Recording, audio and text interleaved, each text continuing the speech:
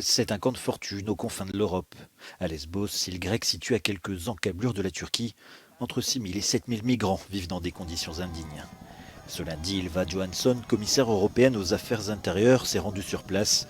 Elle a dit l'Europe prête à mettre sur la table 276 millions d'euros pour aider la Grèce à faire face au flux de réfugiés.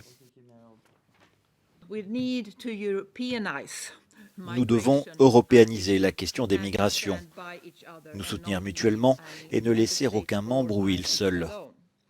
Et je dois dire aussi que je peux comprendre que chacun a une limite à sa patience. Et je comprends que cette limite est proche.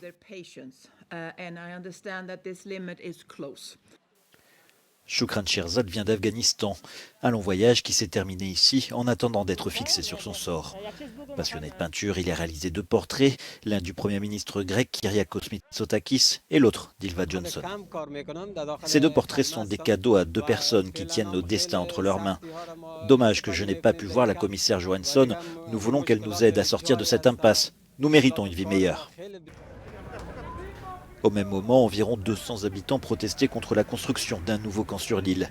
Le ministre grec des Migrations et de l'Asile, également du voyage, s'est tout de même dit déterminé à poursuivre les travaux.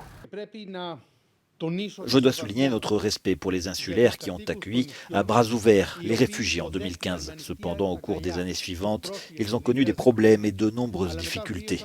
Le nouveau pacte sur la migration et l'asile ne permettra jamais des situations comme dans le camp de Moria, incendié en septembre 2020.